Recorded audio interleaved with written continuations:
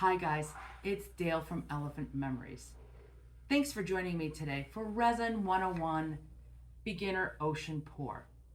I'm going to show you an ocean pour technique on a small bamboo cutting board.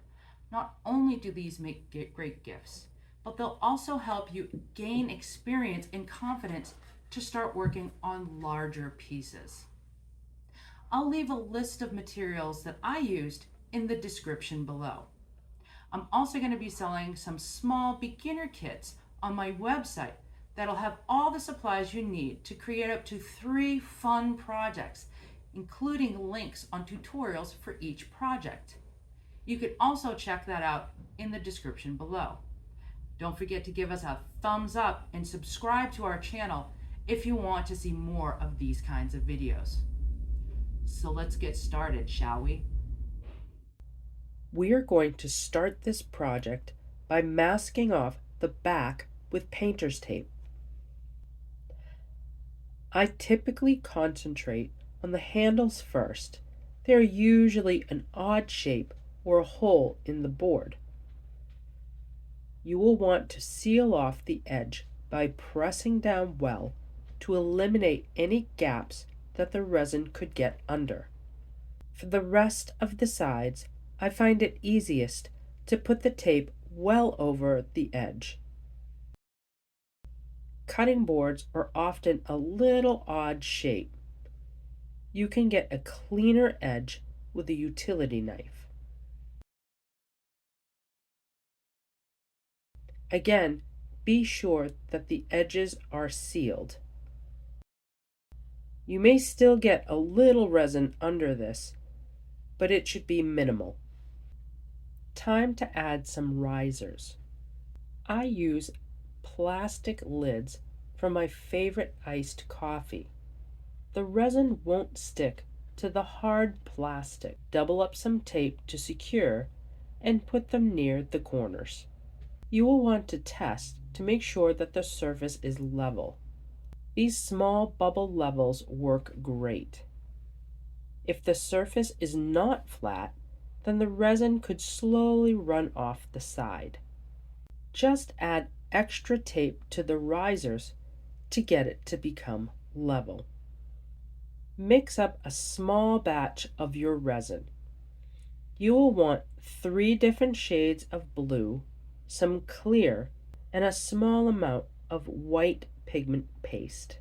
Check out the description below to see the colors I used. I have about 30 to 35 grams of each color, 10 to 15 grams of clear, and 5 grams of white. There are links to tutorials on mixing resin and pigments also in the description below. Start with the lightest color. I like to let the resin run over the side. Just pour in an organic line on about 1/3 of the area you want your ocean waves. Next up, the medium blue. Pour right over the light blue and about another 1/3 of the area. I like to add a spot to the lighter area. Add the dark blue to the rest of the area. Be sure to add a little extra to the edge. Use your butane torch quickly over the surface to start popping bubbles. Now you want to make sure the sides are covered in resin.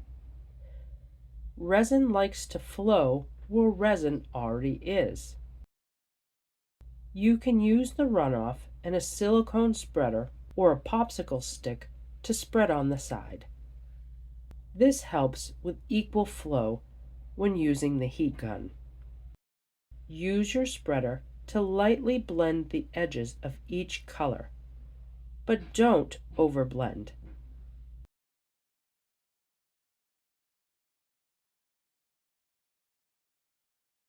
Add a single line of clear resin on the side of the light blue. This will help the white paste and resin flow over the other colors and create cells. The clear must be touching the blue. Do the same with the white on the side of the clear, making sure it's touching to flow correctly. Then add a few lines of white randomly in your blues.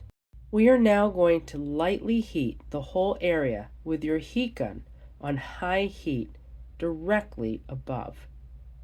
Keep the heat gun moving at all times. Then angle your heat gun and start by blowing on the white over the clear. Again, constantly move the heat so not to overheat the resin. Go side to side, front to back. This part does not take long. I use a silicone brush to touch up the white edge.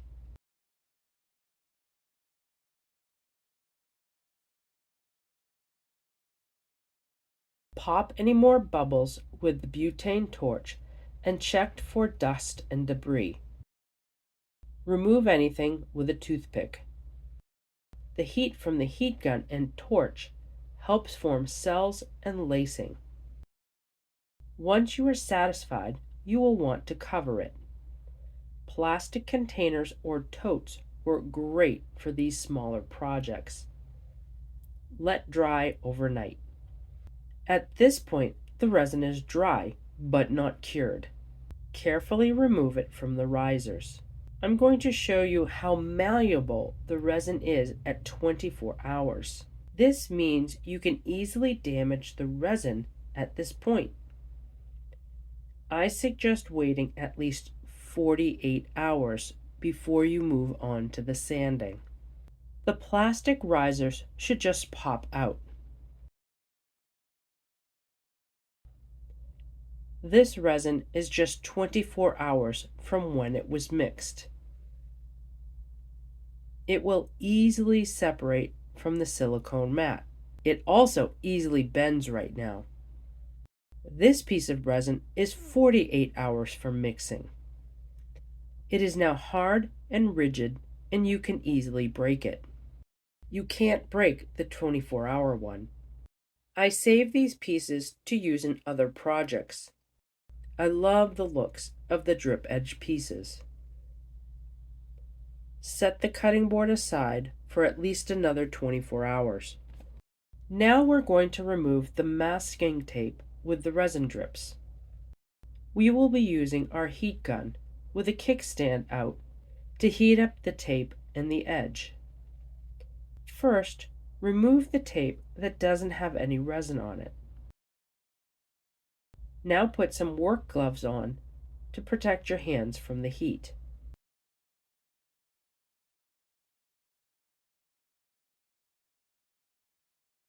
On high power and heat, constantly move the taped edge over the heat one small section at a time. Essentially, you're heating the resin enough to make it momentarily soft enough to remove the tape. Do this in small sections for the rest of the tape.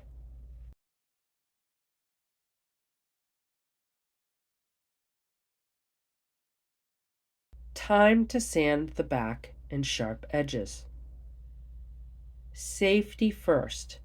Be sure to use a dust mask.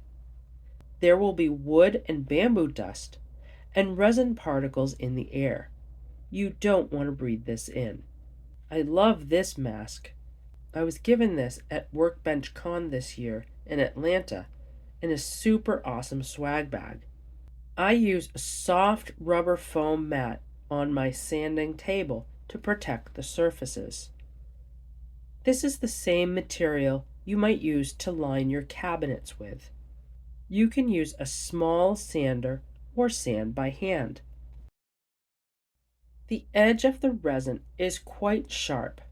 We will smooth this out. We also got a little resin on the handle. I really love the look at the resin dripping over the sides. Use 220 grit sandpaper to the whole back and the sharp edges. This sander is perfect for the handle.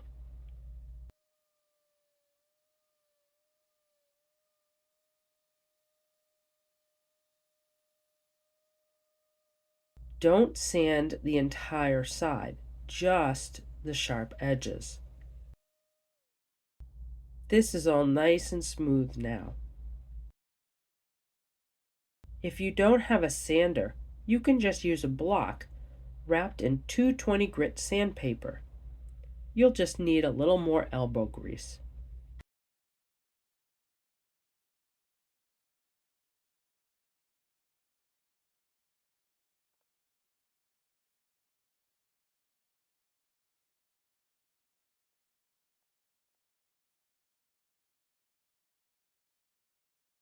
The last step is to wipe clean with a rag and maybe a little bit of alcohol before adding conditioner. I tell people to use the back to cut and the front for kitchen decor. If you are using a BPA-free resin like Total Boat, then it will be safe for food contact.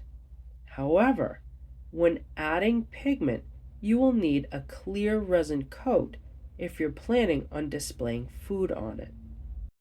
Adding a quality cutting board conditioner will help keep the wood or bamboo hydrated to prevent cracking and preserve longevity. I start with a hydrating natural serum on all surfaces.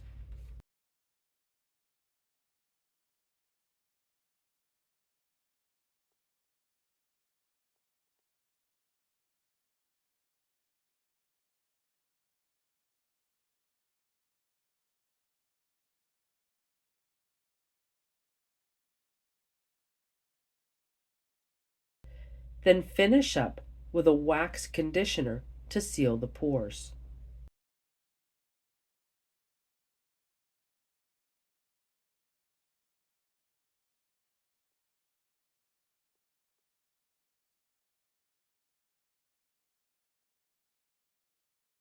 These are great beginner projects as it uses a small amount of resin.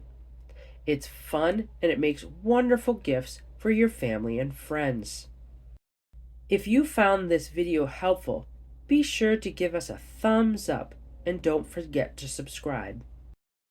A special thanks for all the super thanks. This really helps support us to make more free tutorials for everyone. Thanks for watching, and we'll see you next time.